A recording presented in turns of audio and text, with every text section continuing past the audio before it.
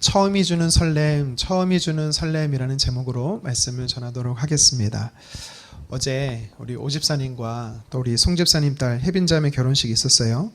많은 분들이 이렇게 축하를 해주면서 예식에 잘 맞춰서 감사했습니다.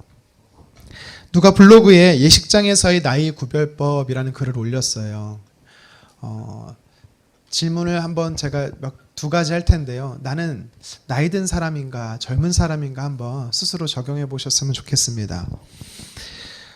신랑 신부를 보면서 옷이 먼저 보이는 사람이 있대요. 그래서 옷 참 잘 어울린다, 이쁘다 이렇게 말하는 사람은 젊은 사람이라고 합니다. 근데 결혼식에서 신랑 신부를 보면서 신랑 신부 이쁘다, 잘생겼다 하면 나이 든 사람이래요. 저는 어제 신부 어머님 되신 우리 송미자 집사님을 보고 집사님 옷이 참 화사합니다 라고 했습니다. 그렇죠? 굳이 제가 젊다고 강조하는 거예요. 또 신랑 신부의 결혼식을 보면서 나도 저렇게 결혼식을 했었어야 하는데 라고 생각하는 사람이 있다면 젊은 사람이래요. 근데 신랑 신부를 보면서 예식을 진행하는 것을 보면서 막연하게 나도 결혼식을 한 적은 있었지 라고 말하는 사람은 나이 든 사람이라고 합니다. 여러분 잠시 웃자고 드린 말씀이니 너무 묵상하지 마세요. 결혼식을 하는 분들에게 저마다의 에피소드들이 있습니다. 올해 저도 결혼 17년 차가 되거든요. 두 가지 에피소드가 있었어요. 하나는 교회에서 하다 보니까 술을 제공하지 않았습니다. 그랬더니 하객들이 다 나가서 직접 술을 사갖고 오신 거예요. 그래서 식사하실 때 술을 이제 드셨어요. 어느 정도로 술병이 많이 나왔냐면 큰 포대 2자루가 나왔습니다. 그래서 뒷정리하시는 한 분의 소리가, 불면 소리가 제가 들렸어요. 듣고자 한 건 아닌데 들렸어요. 아니 무슨 교회에서 하는 결혼식이 일반 예식장 술병보다 더 나와? 이런 얘기가 들린 거예요. 네, 웃기면서도 좀 민망했죠. 또 한 가지는 어떤 에피소드가 있었냐면 음식이 부족했어요. 큰일이죠. 넉넉히 양가 하객을 예측하고 넉넉히 음식을 준비했는데 이제 교회에서 하다 보니까 하객이 아니어도 교회에 계신 여러분들이 식사를 하다 보니까 음식이 부족했던 거예요. 보통은요 여러분 신랑 신부 음식을 따로 떼놓잖아요. 그래서 교회에서 한 예식이라 2시간 3시간을 해요. 패배까지 다 하고 나니까 너무 배가 고팠어요. 그래서 신랑 신부를 위해 차려놓은 이 식탁에 딱 앉았는데 웬걸 아무것도 없는 거예요. 그것까지 싹 하객들이 비운 겁니다. 한편으로는 좀 속상하기도 했지만 다른 한편으로는 다행이다, 정말 다행이다, 이렇게 해서라도 빈손으로 돌아가시는 분이 없어서 큰 결례가 될 뻔했다라는 생각에 마음의 안도도 되었습니다. 오늘 우리가 읽은 말씀에도 보면 혼인 예식이, 혼인 잔치가 등장하죠. 결혼식이 있었어요. 가나라는 곳에서. 이곳이 어디냐면 예수님의 고향이었던 나사렛에서 북쪽으로 약 14km 떨어진 곳입니다. 예수님도 그리고 그의 어머니도 형제들도 모두 초대가 됐고 예수님의 제자들도 초대가 됐어요. 이 사실을 보면 아마 예수님과 가까웠던 지인이나 가족이었던 것 같습니다. 문제는 모두가 축하해야 할 이 자리에 식수 인원을 못 맞춘 사건이 발생한 것입니다. 결혼식의 하이라이트라고 할 수 있는 식사 자리에 포도주가 떨어진 거예요. 여러분 이거는요 다른 음료로 대체할 수 있는 문제 그런 정도가 아닙니다. 유대사회 결혼식은 보통 7일간 진행이 되는데요. 포도주가 떨어지면 그 즉시 결혼식은 끝나는 겁니다. 다행히 그 현장에 예수님이 계셨기 때문에 물을 포도주로 바꿔주셔서 잔치행은 깨지지 않고 마지막 피로연까지 이어질 수가 있었지요. 그러면 오늘 본문은 우리에게 주는 메시지가 뭘까요?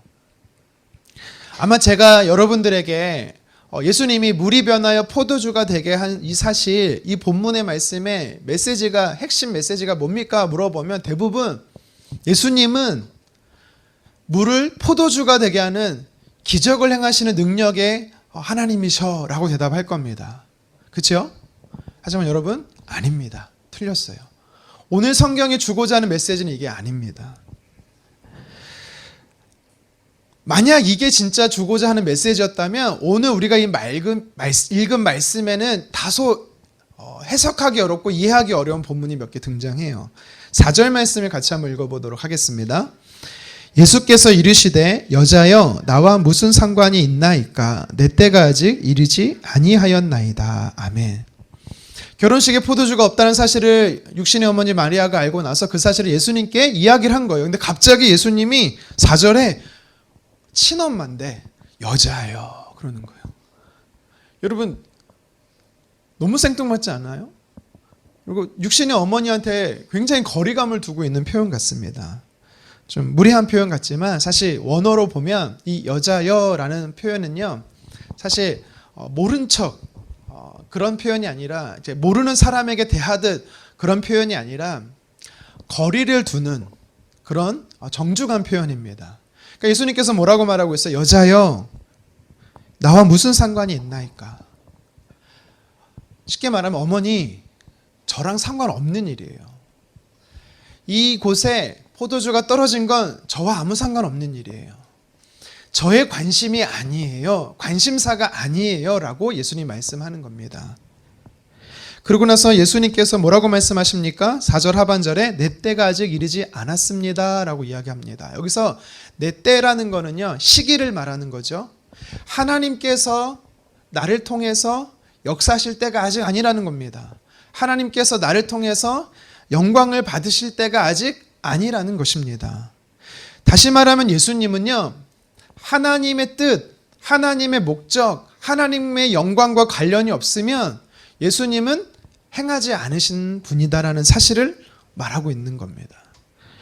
포도주가 떨어졌다는 육신의 어머니 마리아 말에 나와 상관이 없습니다. 하나님의 뜻을 이루는 것과 무관합니다 라고 분명히 예수님 말씀하셨거든요. 그런데 갑자기 예수님이 어떻게 행하십니까? 물을 포도주가 되게 하시죠. 그리고 11절 상반절 성경은 이렇게 말합니다. 같이 한번 읽겠습니다. 예수께서 이 첫 표적을 갈릴리 가나에서 행하여 그의 영광을 나타내심에. 아멘. 뭐라고 말씀하는 거예요? 예수님이 분명히 조금 전까지는 내 관심사도 나와 상관이 없는 일이고 이것은 절대 하나님의 영광도 하나님 뜻도 드러내는 일이 아니다라고 말해놓고선 갑자기 물이 포도주 되게 하십니다. 그리고 11절에는 뭐라고 말해요? 하나님의 영광을 드러냈다라고 말해요. 예수님 참 말과 행동이 다른 변덕쟁이라고 우리가 봐야 될까요? 사실 그렇지 않죠. 우리가 주목해야 될 단어가 11절에 나옵니다. 표적이라는 단어예요. 표적. 이 표적이란 단어가 무슨 뜻이냐면 하나님의 뜻을 나타내기 위해 하나님의 목적을 나타내기 위한 기적을 표적이라고 말하는 것입니다. 다시 말하면 원래는 포도주가 없었던 사실은요 예수님이 아무 상관없고 아무 관계없는 일이었지만 어떤 계기가 되어서 이 물이 포도주 되게 하심으로 예수님은 하나님의 영광과 하나님의 뜻을 드러내기로 결정했다라는 사실입니다. 그렇게 변화되었다라는 거예요. 그래서 오늘 성경은요 단순히 물이 포도주 되게 하시는 기적을 행하시는 예수님 정도가 아니라 진짜 하나님의 뜻이 있다라는 거예요. 진짜 하나님이 오늘 성경을 가지고 우리에게 가르치시는 목적이 있다라는 겁니다. 우리는 이것을 발견해야 되는 것이지요. 무엇일까요? 오늘 본문이 특별히 공생애를 처음 시작하시면서 메시아로서의 우리의 구원자 되시는 예수님으로서의 첫 시작이 물이 포도주 되게 하시는 이 기적을 통해서 우리에게 무엇을 가르치고자 하시는 걸까요? 첫 번째로 오늘 성경이 이 사건을 통해 저와 여러분들에게 교훈하고 도전하는 메시지가 있습니다. 무엇이냐면 저와 여러분들은 하나님 앞에 새로운 존재로 변화된다라는 거예요. 다시 말하면 참 그리스도인이 되게 하신다라는 것입니다. 오늘 이것이 우리에게 주는 첫 번째 메시지입니다. 물이 포도주로 변한다라는 것은요, 여러분 화학적인 변화예요. 근본적인 변화를 이야기하는 겁니다. 질적 변화를 말하는 거예요. 가끔 예수님을 믿는 사람들이 이렇게 말합니다. 나 변화된 것 같아. 그러면서 나는 술도 끊었고 담배도 이제 안 피고 이제는 좋은 일만 하고 있어. 마치 뭔가 행위적인 변화를 예수님 믿는 변화로 말하는 사람들이 있습니다. 마치 2급수의 물이 1급수의 물처럼 깨끗해진 것, 이 상태를 변화되었다라고 말을 하는, 변화된 줄로 착각합니다. 여러분, 그렇지가 않습니다. 예수님을 믿어서 하나님의 자녀가 되었다라는 건요, 근본적인 변화를 이야기하는 거예요. 신분적인 변화를 이야기하는 겁니다. 고린도전서 5장 17절을 같이 한번 읽어보도록 하겠습니다. 그런즉 누구든지 그리스도 안에 있으면 새로운 피조물이라. 이전 것은 지나갔으니 보라 새 것이 되었도다. 아멘. 바울이 지금 저와 여러분들을 향해서 뭐라고 말하고 있어요? 새롭게 창조된 사람들이다라고 이야기를 하는 것입니다. 그러니까 과거에 예수님을 몰라서 죄의 종로로 타던 상태에 있는 그런 우리의 신분이 아니라, 예수님을 믿게 되면 과거와는 절교한 180도 바뀐 하나님의 백성, 하나님의 자녀가 완전한 변화된 존재로 우리가 새롭게 태어난다라는 것을 이야기하는 것입니다. 예수님께서 물을 포도주 되게 하신 사건은요, 어떤 걸 내포하고 있냐면, 포도주가 다시 이전 상태의 물로 돌아갈 수 없다라는 것을 이야기하는 겁니다. 여러분, 무슨 사실입니까? 간혹 우리 중에 내가 예전에는 예수님을 잘 믿었어. 봉사도 잘하고 열심히 말씀도 읽고 기도도 해요. 그래서 나는 하나님의 자녀가 맞았어, 그때는. 그런데 시간이 한참 지나고 나서 성경도 읽지 않고 기도도 하지 않고 예배 자리도 뜸하게 참석하고, 그러니까 왠지 지금 나의 모습을 보면 내가 정말 구원받은 하나님의 백성인가라는 것에 대해 흔들리는 분들이 있어요. 여러분, 그렇지 않습니까? 죄를 짓고 나서 넘어졌어요. 또 예전에 옛 습관에 따라 반복된 죄로 쓰러졌어요. 그래서 하나님 정말 나 사랑하실까? 이것에 흔들리는 분들이 있습니다. 여러분, 오늘 성경은 뭐라고 말합니까? 로마서 8장 35절에요. 환난이나 곤고나 박해나 기근이나 적신이나 위험이나 어떤 칼이라 할지라도 예수 그리스도 안에서 하나님과 나의 사랑을 절대 끊어질 수 없다. 끊을 수 없다. 라고 말씀하는 것입니다. 여러분, 육신의 자녀를 내가 낳았어요. 그가 부모에게 효도하든 아니면 망나니처럼 살든 내 자녀는요, 한 번 자녀는 절대 변하지가 않습니다. 그러니까 예수님께서 물이 포도주 되게 하셨다라는 사실은요, 예수님을 믿는 하나님의 자녀된 우리는 이제 신분이 하나님의 자녀가 됐기에 절대로 주님 모르는 상태로 돌아가지도 못한다는 사실을 이야기하는 것입니다. 여러분, 그래서 우리는요, 구원의 감격 속에 살아야 돼요. 구원의 기쁨이 우리 안에 있어야 되는 것입니다. 제가 몇 가지 여러분께 질문을 할게요. 마음속으로 대답하세요. 마음속으로. 당신은 예수님을 믿습니까? 마음속으로 했더니 누가 두 번째입니다. 당신은 예수님을 나의 구주로 영접하십니까? 내 안에 성령이 계심을 믿습니까? 당신은 하나님의 자녀입니까? 나는 오늘 죽어도 천국에 갈 수 있습니까? 여러분, 제가 5가지 질문을 했습니다. 서로 다른 질문 같지만 모두 하나의 의미로 상통하는 같은 질문이에요. 내가 예수 그리스도를 믿으면 내 안에 성령은 선물로 우리에게 내주하신다라고 말씀하셨어요. 내가 예수님을 믿으면 하나님의 자녀가 된다고 했습니다. 내가 예수님을 믿으면 천국 백성이 된다라고 분명히 약속하셨어요. 오늘 말씀에 보면 10절에 연회장은 이 물로 된 포도주를 맛보고 나서 깜짝 놀래요.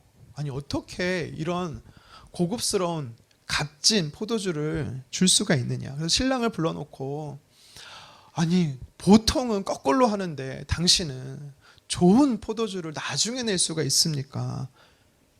여러분, 이것이 우리에게 무엇을 의미하는지 아십니까? 물이 포도주가 된 것처럼 하나님의 자녀된 우리들은요, 예수 그리스도를 믿으면 믿을수록 한 해가 지나가고 더 해를 거듭하면 거듭할수록 하나님 모습 닮아진다라는 것입니다.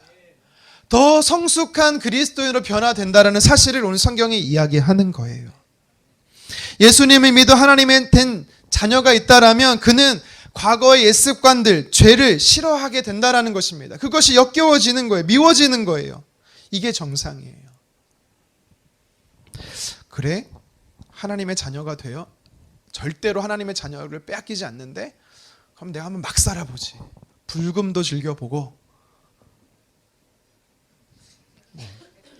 우리도 항상 불금을 즐기죠. 금요기도회에서. 하나님 자녀가 신분을 뺏기지 않는다면 내가 각종 죄를 한번 다져볼게. 여러분, 이럴 수 없다라는 거예요.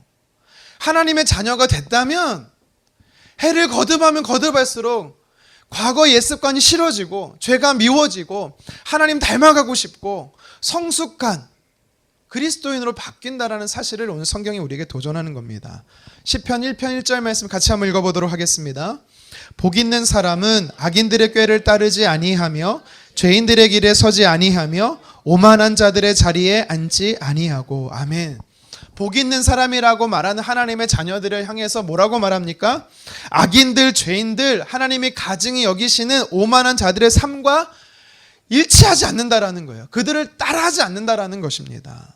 그들의 삶과 결별한다라는 거예요. 반대로 하나님께서 기뻐하시는 일이 있다라면 그것을 위해 나의 시간과 나의 물질과 나의 에너지와 나의 열정을 쏟는다라는 것을 이야기하는 것입니다. 단순히 겉모습만 바뀌는 게 아니라 내 삶의 내용, 가치관, 세계관, 삶의 목표와 목적, 성도 비스무리한 삶이 아니고 성도 코스프레가 아니고 내가 진짜 예수님의 자녀라면, 하나님의 자녀라면, 예수님을 믿어 하나님의 자녀가 됐다면 변화된다라는 거예요. 저 사람이 예수님을 믿더니 정말 달라졌어라는 여러분 이런 칭찬을 들을 수 있어야 됩니다. 저희 가정은 다 예수님 믿는 가정이었어요. 저도 모태신앙이었고요. 그런데 제가 20살 때 20대 초반에 주님을 뜨겁게 사랑하게 됐습니다. 인격적으로 주님 만났다라는 표현을 쓰죠. 그때 제 주변의 사람들이 저를 보면서 좀 달라졌다는 말을 많이 했습니다. 기억나는 대표적 두 사람이 있어요. 한 사람이 누구냐면 바로 저희 형님입니다. 저희 아버지의 이제 할아버지가 되시는, 저에게는 큰 아버지가 되신, 저에게는 큰 할아버지가 되시는 가정에 방문해서 명절 때 인사를 드리는데, 이제 큰 집의 형님들, 뭐 당숙이겠죠, 저한테는 당숙 어르신들께 대화를 하면서 신앙적인 이야기를 제가 막 나누고 있었어요. 그랬더니 저희 형님이 옆에서 듣다가 얘가 이상해졌어요, 얘가 이렇게 달라졌어요, 변했어요 라고 말을 했습니다. 저는 근데 그게 싫지가 않았어요. 왜냐하면 그 말이 왜 싫지 않았냐면, 내가 예수님을 믿고 하나님의 자녀가 됐다는 사실을 내 가까운 사람이 알고 있다는 사실, 그게 기뻤습니다. 또 한 사람이 있습니다. 청년부의 한 누님이었어요. 그분이 저에게 이렇게 말하는 겁니다. 너는 항상 뭐든지 성경에 빗대서 이야기를 해. 여러분, 이게 어떻게 보면 별로 좋은 말은 아니에요. 왜요? 생각이 꽉 막혔다라고 말할 수 있는 거거든요. 하지만 그 말 역시도 나쁘지 않았습니다. 왜요? 살아계신 하나님의 말씀으로 기록된 성경을 통해서 세상을 보는 사람이야 라는 것이 그렇게 들렸기 때문에 저는 기분이 좋았습니다. 여러분, 오늘 말씀을 보면서 예수님을 통해 물이 포도주가 되었다라는 이 사실, 예수님을 믿어 하나님의 자녀가 된 저와 여러분들은 이제 완전한 신분의 변화로서 하나님의 백성이 됐다라는 것, 여러분 이걸 잊어버리면 안 되는 것입니다. 저와 여러분들은 신앙생활을 오래 하면 할수록 하나님의 기쁨이 되고 하나님께 영광 올려드리는 삶으로 변화되어야 하는 것입니다. 그게 진짜 그리스도인이에요. 왜 예수님께서 공생애를 첫 시작하면서 물이 포도주가 되게 하시는 이 기적을 우리에게 보이셨을까요? 이거는요, 남녀노소 누구든지 많이 가졌든 그렇지 못하든, 건강하든 그렇지 못하든, 분명한 사실은 누구든지 예수님을 통해서 온전한 하나님의 백성, 신분적인 변화를 누리게 된다라는 것을 도전하는 겁니다. 여러분, 믿음으로 간절히 바랍니다. 우리 모든 성도님들은 예수님을 통해 하나님의 백성 되기를 간절히 원합니다. 그리고 해를 거듭하면 거듭할수록 주님 닮아가기를 주님의 이름으로 축원합니다. 계속해서 물을 포도주 되게 하신 이 기적의 사건이 우리에게 교훈하는 진짜 메시지가 있습니다. 무엇이냐면 우리의 결핍의 삶을 풍요를 허락하신다라는 겁니다. 결핍의 삶에 풍요를 허락하신다. 3절 상반절 같이 한번 읽어보도록 하겠습니다. 포도주가 떨어진지라. 아멘. 3절 하반절도 같이 한번 읽어볼까요? 시작. 저들에게 포도주가 없다 하니. 아멘. 잔치자리에 포도주가 떨어졌어요. 심각한 일이고요. 결정적인 결함이 생긴 겁니다. 여러분, 이 사실을 통해서 우리가 무엇을 깨닫습니까? 하나님을 잘 믿고 하나님의 영광을 위해 살아간 하나님의 백성들 안에도 충분히 계획하고 준비하고 또 만약의 사태까지 대비해서 그랬음에도 불구하고 부족함의 상태, 결핍의 상태 가운데 빠질 수 있다는 사실을 성경이 우리에게 이야기하는 겁니다. 여러분, 왜 우리 삶이 힘든지 아세요? 그리스도인인데 하나님 백성된 내가 왜 이렇게 삶이 힘든지 아세요? 나의 부족함, 나의 결핍을 내가 해결하려고 하기 때문에 힘든 거예요. 더 힘든 이유가 뭔지 아세요? 그렇게 내 힘으로 내가 노력해 보려고 아무리 채워보지만 직면하게 되는 건 뭐냐면 결국 내 삶은 내가 해결할 수 없다라는 사실에 또 봉착하기 때문에 몸부림쳐 보지만 그대로예요. 아니요, 더 바닥이 드러나는 것입니다. 그래서 우리가 깨달아야 되는 게 있습니다. 내 삶의 결핍은 내가 해결할 수 없다라는 겁니다. 창세기 3장에 아담과 하와가 그들의 죄로 인해서 에덴에서 쫓겨납니다. 그때부터 인류에는요, 부족함이라는 결핍이 시작되기 시작한 거예요. 누가복음 15장에 보면 탕자의 비유가 나오죠. 둘째 아들 이야기가 나옵니다. 그가 아버지의 유산을 미리 땡겨 받아요. 혼자 풍족하게 부유하게 행복하게 살고자 떠납니다. 하지만 그의 삶에 어떤 일이 바로 시작됩니까? 그때부터, 아버지를 떠난 그때부터 그의 삶에는요, 결핍이 시작됩니다. 자신이 많이 가졌다라고 생각했는데 금방 바닥을 보게 돼요. 누가복음 5장에 보면 예수님의 제자 베드로, 그가 예수님의 제자 되기 전의 모습이 등장해요. 하루는 그가 밤이 새도록 수고하지만 단 한 마리의 물고기도 잡지 못합니다. 그는요, 직업이 어부였어요. 어부가 직업이기 때문에 평생을 어부였기 때문에 그는요, 고기 잡는 베테랑이었습니다.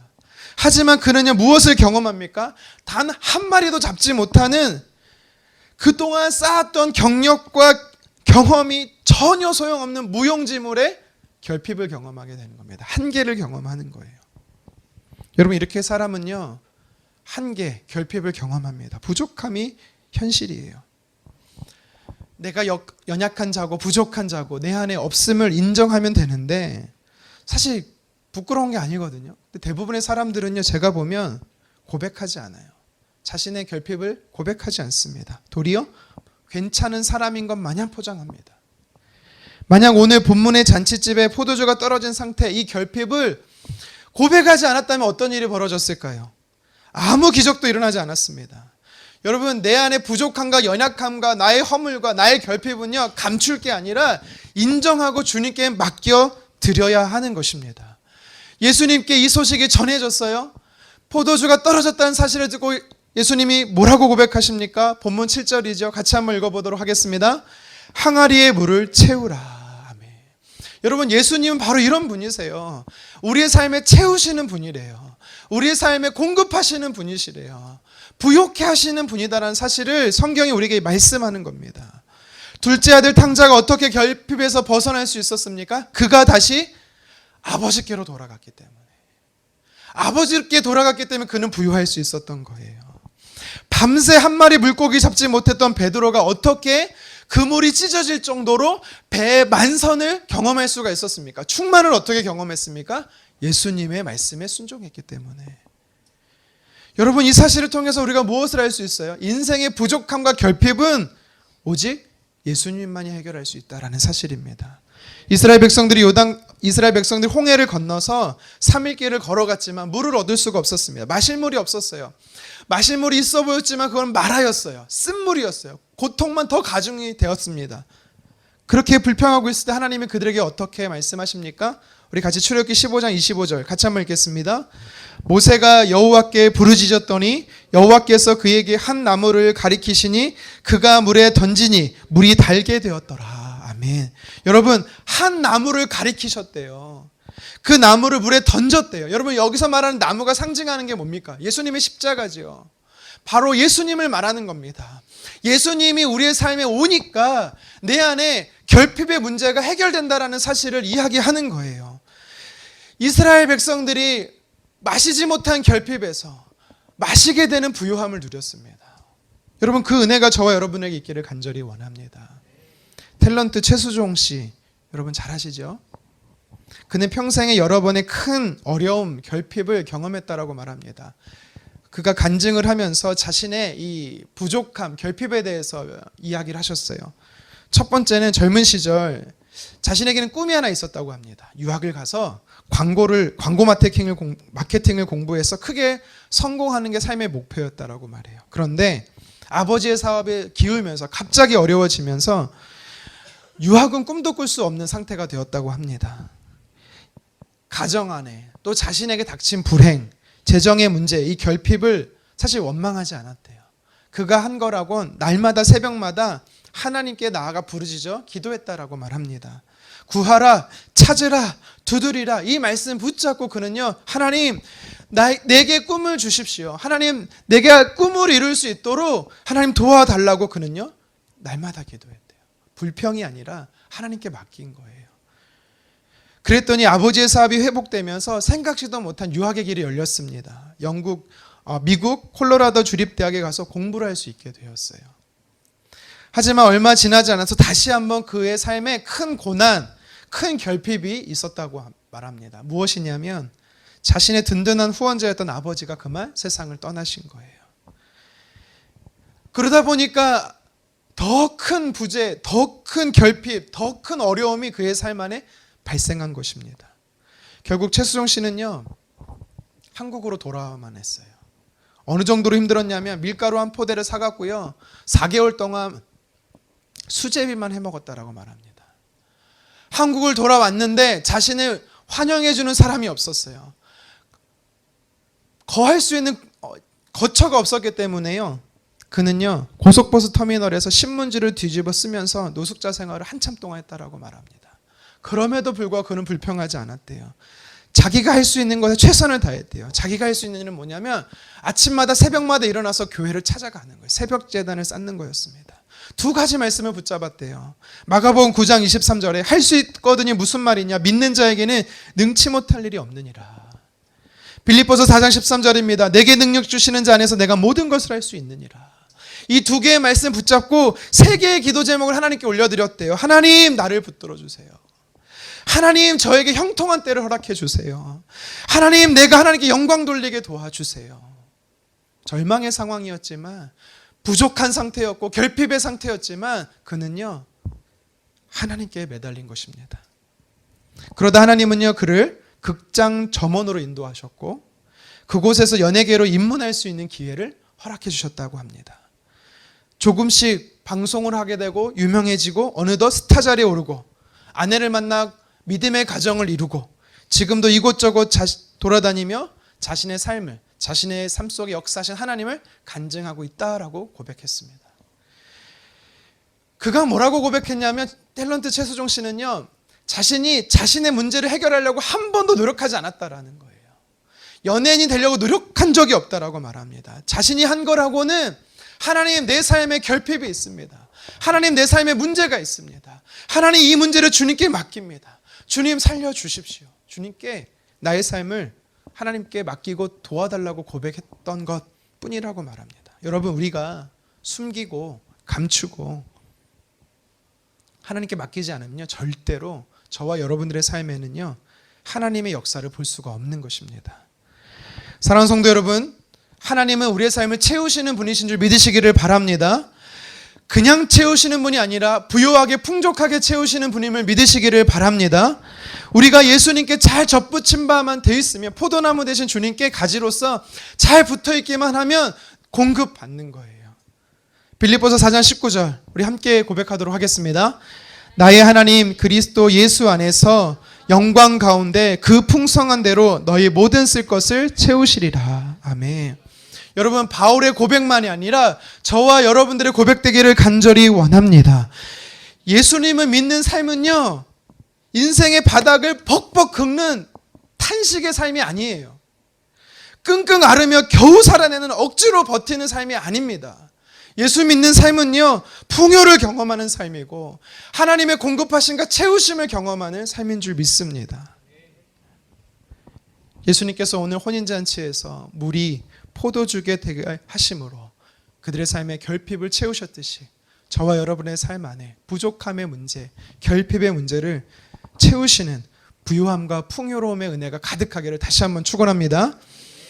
물이 변화의 포도주 되게 하신 이 공생애를 시작하면서 첫 기적을 표적으로 보여주셨던 이 메시지가 우리에게 진짜 가르치시는 교훈이 있어요. 그것이 뭐냐면 마지막으로 한 가지만 더 살펴보겠습니다.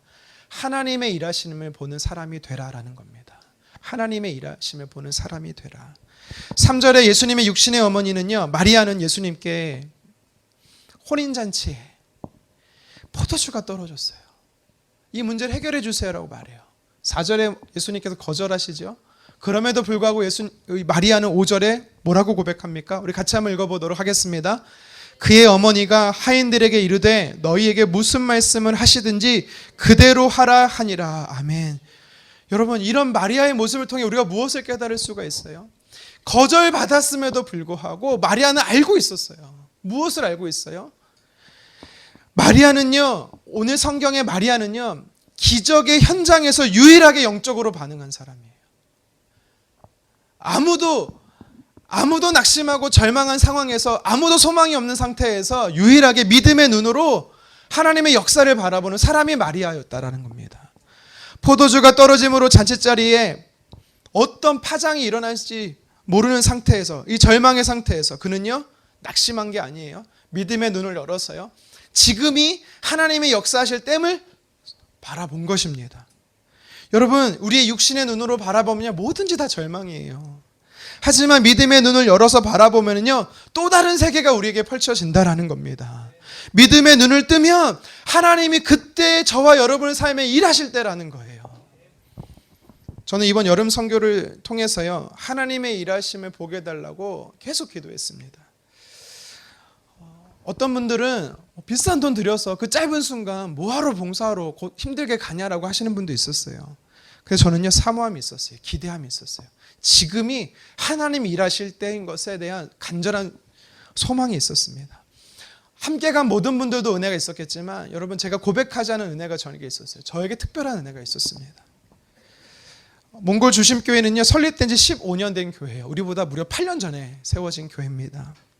그런데 이 교회가 처음 개척되고 나서, 선교사님 부부가 처음 교회를 세우고 나서요, 몇 년 되지 않아서 이 전기 누전으로 모두 불탔습니다. 전소가 되었어요. 사진 한번 보여주시겠습니까? 다 불타버렸어요, 교회가.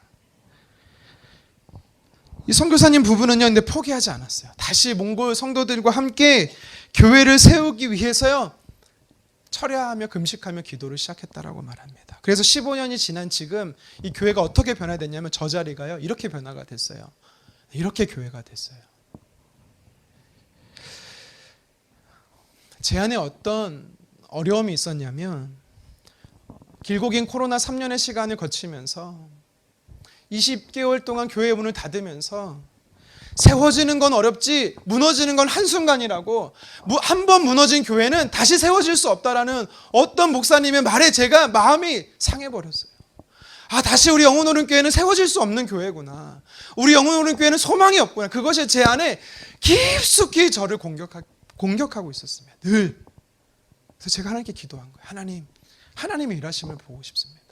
하나님의 역사를 보고 싶습니다. 소망을 가졌어요. 그런데 그 소망을 바로 몽골 주심교회를 통해서 본 거예요.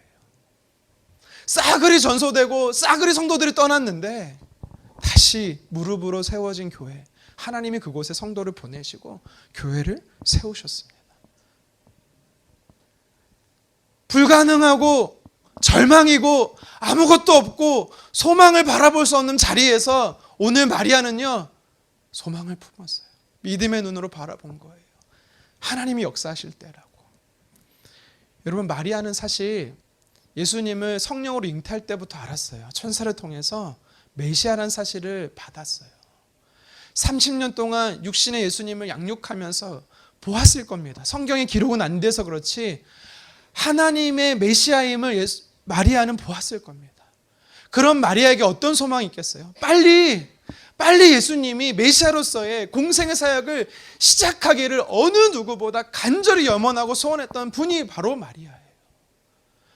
오늘 이 잔치자리에 포도주가 떨어지는 거 보면서 그는 믿음으로 본 겁니다. 지금이구나. 지금이 예수님께서 하나님의 영광과 하나님의 뜻을 드러낼 기적의 순간인 것을 마리아는 본 겁니다. 여러분 똑같은 육신의 눈으로 바라보면서 여러분 무엇을 보겠습니까? 믿음의 눈을 열어서 하나님의 역사하실 때임을 바라봤으면 좋겠습니다. 소망 없어 보여요. 내 가정이, 내 일터가 소망 없어 보일 수 있습니다. 하지만 그때가 믿음의 눈을 열어서 하나님이 일하실 역사의 때임을 여러분들이 바라보셨으면 좋겠습니다. 마리아는 가나의 혼인잔치에 포도주가 떨어진 것을 보고 절망하지 않았습니다. 그는요, 지금이 하나님이 역사하실 때임을 바라봤어요. 아브라함이 바랄 수 없는 중에 바라고 믿었다라고 말합니다. 그가 어떻게 그럴 수 있었습니까? 엘리야가 갈멜산 꼭대기에 기도하면서 지중해 바다에 무엇이 보이는지 계속해서 사환을 보내면서 확인하라고 시켰던 그 믿음이 어디에 있습니까? 하나님은 반드시 약속한 대로 일하신다는 믿음이 있었기 때문입니다. 오늘 마리아도 마찬가지예요. 마리아도 믿음의 눈을 가지고 있었어요. 하나님은 역사하신다. 여러분, 지금도 하나님은 구원의 역사를 행하십니다. 누굴 통해서 행하십니까? 아브라함처럼, 엘리야처럼, 오늘 본문의 마리아처럼 육신의 눈으로 바라보는 것이 아니라 믿음의 눈으로 하나님의 일하실 때임을 소망하는 자를 통해서 하나님 반드시 일하십니다. 저와 여러분이 바로 그 마리아와 같은 믿음의 눈으로 볼 수 있는 자가 되었으면 좋겠습니다. 마리아가 한 거라고는 아무것도 없었어요. 결핍을, 자신의 문제를 예수님께 아뢰는 것뿐입니다. 그리고 지금이 하나님이 일하실 때라고 믿음의 눈으로 바라본 것뿐입니다. 여러분, 믿음의 세계는 반드시 있습니다. 영의 세계는 있어요. 그렇기 때문에 우리가 기도하는 겁니다. 여러분, 기도하면서도 하나님의 역사를 소망하지 못하고 변하지 않을 거라고 생각한다면 여러분, 그건 울리는 꽹과리와 똑같은 거예요. 저와 여러분들 오늘 본문의 마리아처럼 내 삶 속에 믿음의 눈으로 하나님의 일하심을 볼 수 있는 자 되기를 간절히 원합니다. 말씀을 정리하겠습니다. 오늘 본문 성경은요, 예수님께서 인류를 구원하시기 위해 메시아로서의 공생의 사역을 시작하면서 물이 포도주 되게 하시는 기적을 표적으로 보여줬다라고 성경은 말합니다.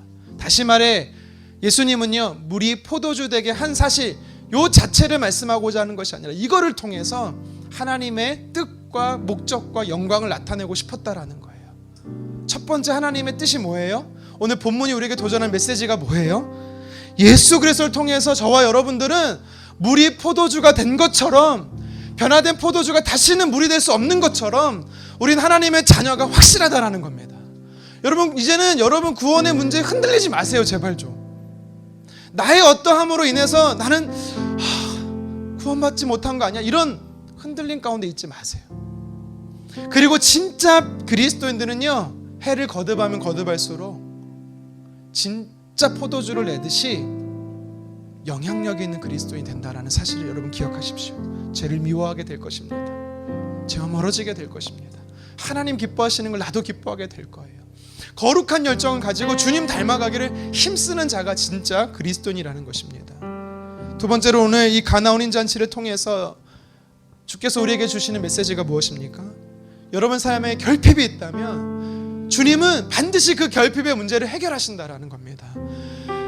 채우시는 분이래요. 공급하시는 분이래요. 회복하시는 분이시래요. 여러분, 우리는요, 예수님 잘 믿고 살아도요, 넘어질 때가 있어요. 결핍을 경험할 때가 있습니다.